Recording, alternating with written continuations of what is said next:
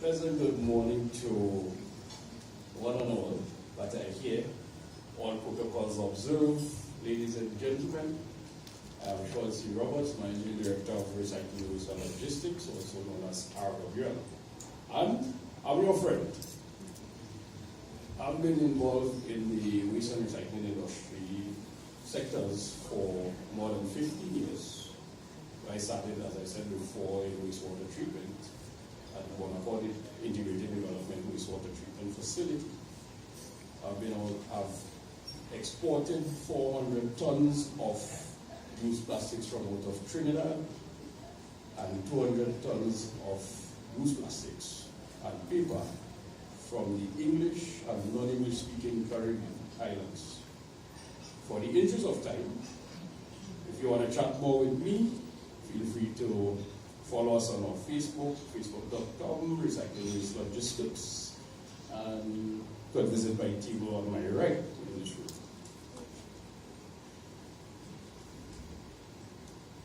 Okay, so based on the report laid in Parliament in 2017, close to 300 million per year was spent in waste collection from homes located at all 14 municipalities across Trinidad, and that does not include waste disposal costs at swim-call landfills.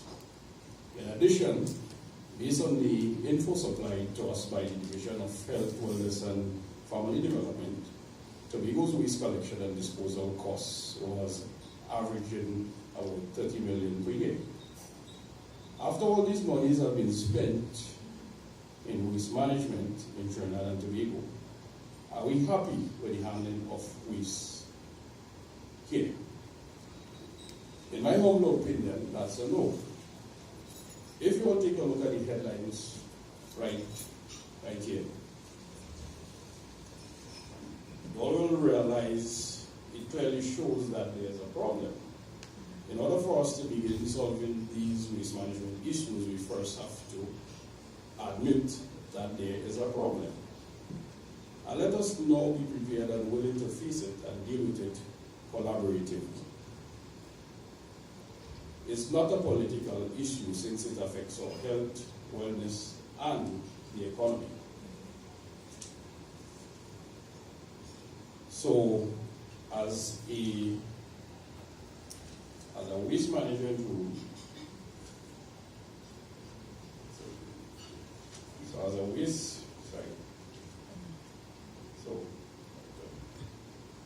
now let's have a little chat.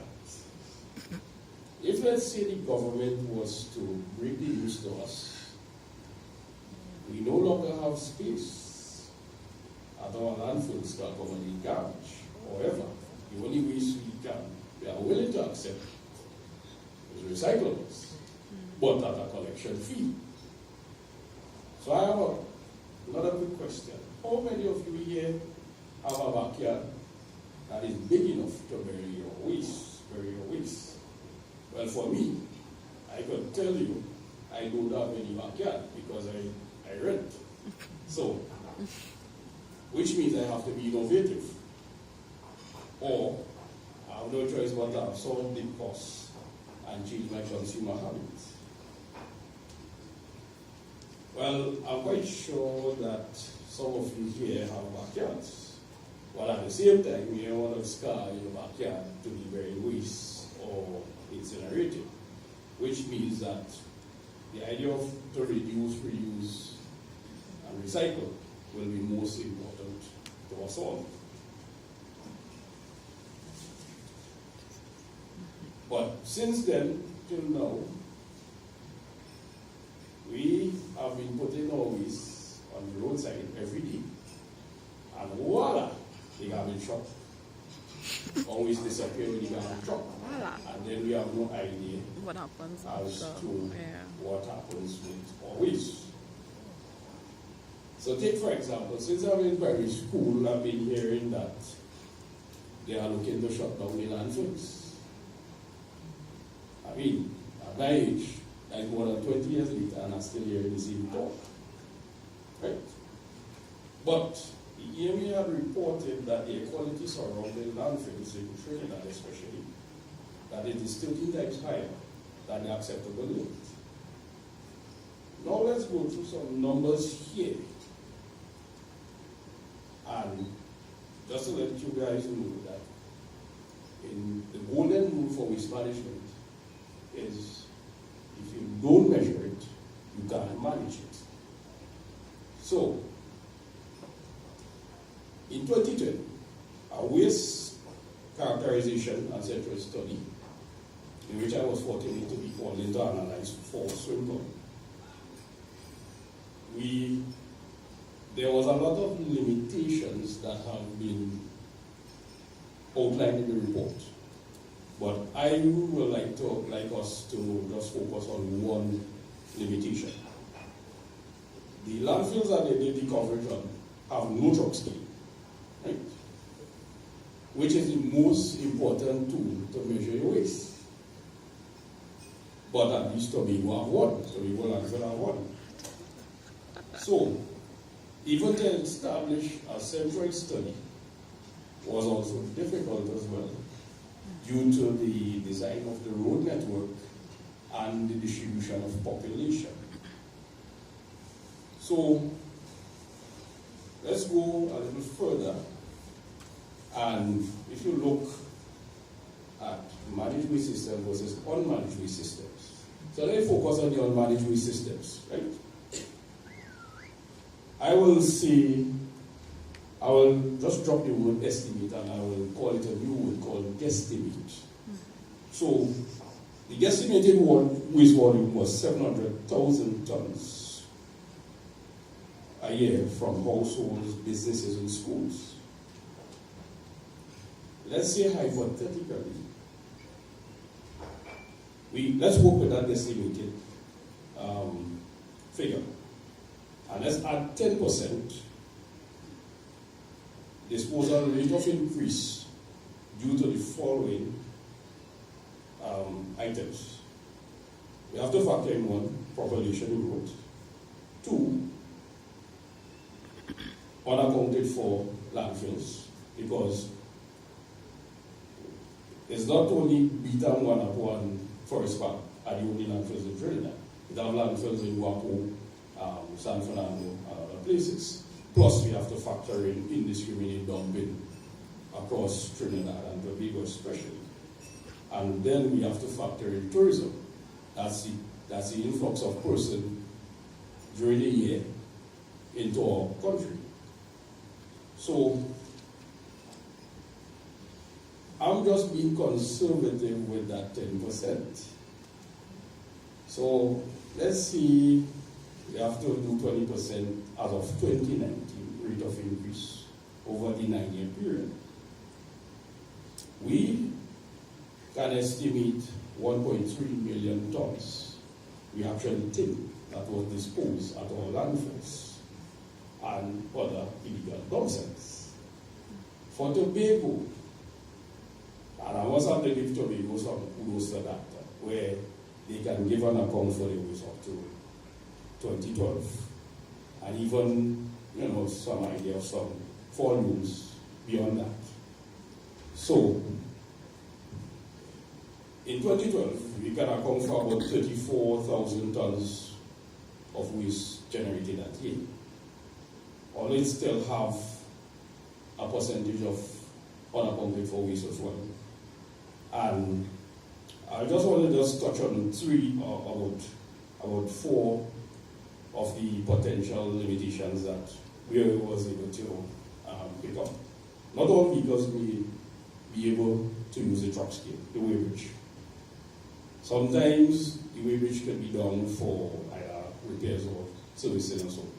Then we have to factor in the indiscriminate dumping of waste, and we have to factor tourism, not only from international, but for persons coming from Trinidad and even up the rest of the Caribbean region.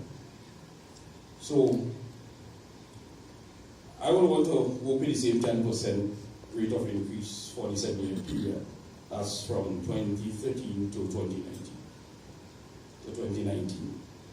And we estimate the equivalent of that waste volume, 57,000 tons, against a population of around 60,000 in that range.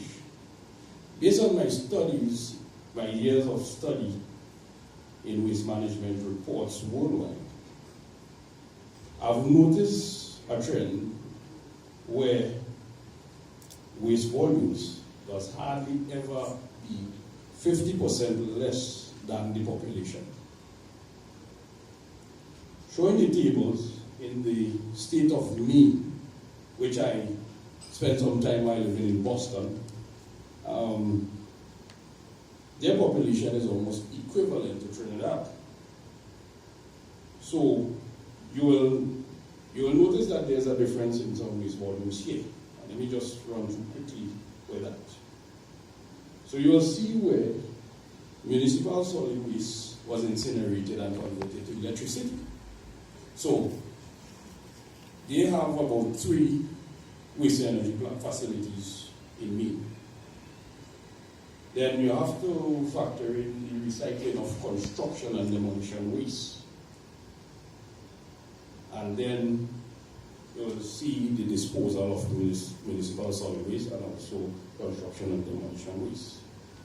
So, please note that each waste process, such as recycling and waste to energy, also generate waste. However, those waste generated can be still resources. Take, for example, like a waste energy facility. You generate a lot of fly ash, which can be used as aggregate to make blocks and road construction and stuff. And also rehabilitate landfills. And then we use other food waste and stuff which can be done for composting and what have you. So,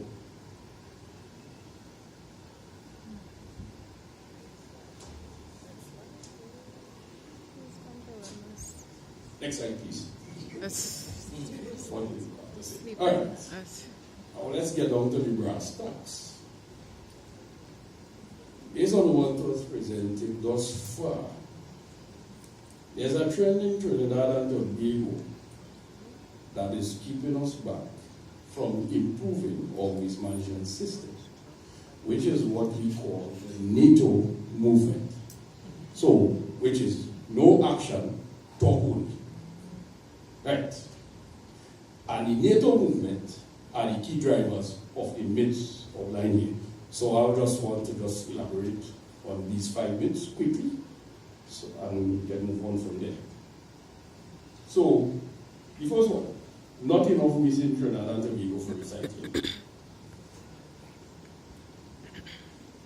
If you have paid attention to the previous slides, we have covered that we estimated actually 1.3 million tons actually of waste generated per year. So to say that you don't have enough waste in Trinidad and Tobago, that is a myth. The next one, no investment can be secured towards waste management in TNT. Well, another myth buster again a comment. Over 100 million was spent by the government towards waste management and recycling projects. Take, for example, Plastic Heap and ICARE. Those are the 2 projects that we covered.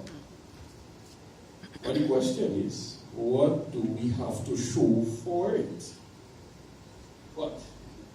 Next, with recycling in TNT is too expensive, not sustainable. That's the bottom line.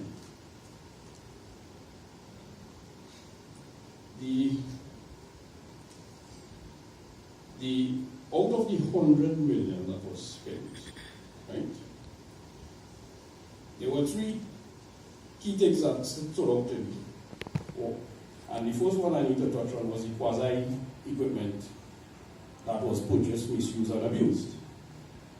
The next one, self-imposed logistical nightmares. And the end products derived from the processes have been downcycled. Take, for example, wash flakes have been added to concrete mix. So just to tell you a bit about downcycling, is lowering the potential value of recyclable material is like another alternative to landfilling. Right. So we're going to number 4. Not enough policies. Waste energy, number 4 is waste energy is not viable and safe for the environment. Let me cover that. They want us to believe that we can recycle. Recycling is the only way out of the problem.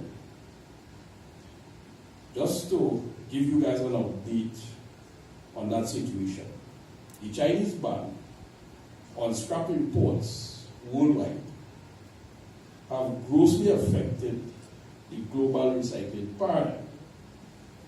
So, we can't recycle, recycling is not the only option. So novel recycling processors, and I could tell you as a processor and an exporter of recyclables, now processors are demanding cleaner material for recycling.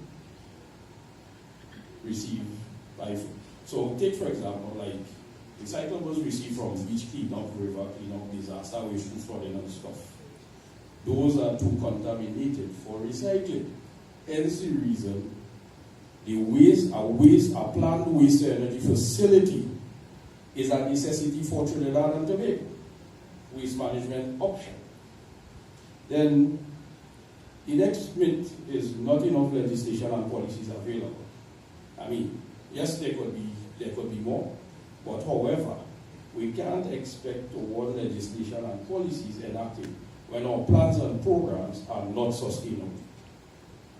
So let me put the horse before the cart instead of the other way around. When we fix it right, then we could make legislation and policy based on our working system. Right. So one of the key things about improving waste systems is developing a circular economy. Is what sustains an improved waste management system. However, the economy that we currently in is what you call the linear economy, is also known as the materials economy. So, just to give you a quick idea of how the linear economy works, is where you involve the extraction of natural resources, production using chemical raw materials for finished products. Then the distribution of finished products, which is involved heavy advertising, where the strategy of shame to fame and scare and fear tactics for people for distributors to distribute more. So when you increase your distribution, the next step that increases is your consumption of imported finished products. And the majority of our stuff we consume in this country are imported products. And that is based on a lot of emotional and impulse buying. So, and the last one is disposal via landfilling. So, let's go about the circular economy. Is where we involve production, sorting, processing, manufacturing, using alternative energy, distribution, via conscious shopping for recyclable packaging and also energy saving items. And we focus a lot on the reduce option. And that is where the recycling sector is established, because waste energy is also by policy, especially in Norway, right? So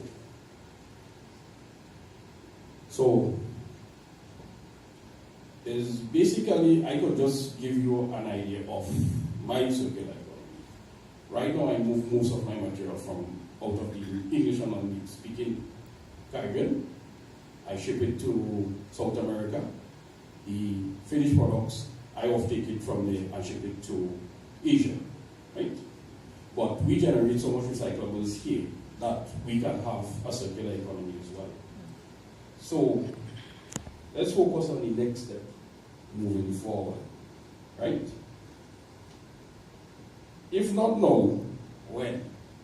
And as Her Excellency Parliament weeks have set the tone yesterday based on that, is that we've got to be patient and seek immediate gratification when it comes to the environment. In other words, 2030 is considered a little too far, since our country is technically being buried alive in waste.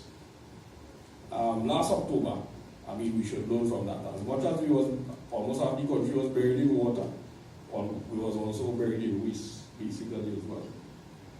So with that said and done, there was an outcry with passing the water bill. But it's unfortunate that we are not ready for that type of legislation, since we still have to first establish a working and sustainable waste and recycling system. And let us change from need to a ton. When I trade in material, the first thing does ask me, what is the price a ton? Right? So, we focus in on action, talks only necessary. Take, for example, with that slide. Canada has shipped about over 100 containers of waste to the Philippines, misrepresenting garbage for recyclables. So, you see the action the Philippines took against Canada, where they gave Canada a week to incur the cost to bring back the garbage from Philippines back to Canada. Hence the reason why Basel Convention, which is our strategic partners, have now retooling their policies to be able to give proper account for waste that have been exported and stuff. So, the benefits of Aton, right, is new industries. We need more waste processing plants. When we have more processing plants, there's new jobs, trade, investments, and logistics will follow. And that is where the financial sector is going to have more confidence to invest in the non-energy sector. The academia as well. A lot of research and development will take place, and science and technology, which drives innovation. And I must say MIC is doing a very good job at that. The public sector, what is the main role of the public sector? Is to focus on stronger policies, legislation, regulate and enable. Don't try to compete with the private sector to do what the private sector is good at doing. Facilitate and support. So, finally, I would like to leave something important for you all to take note of.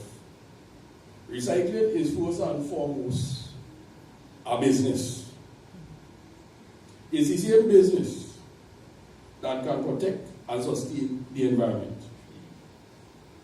We can only talk about sustainable waste system only when our plans and programs are sustainable.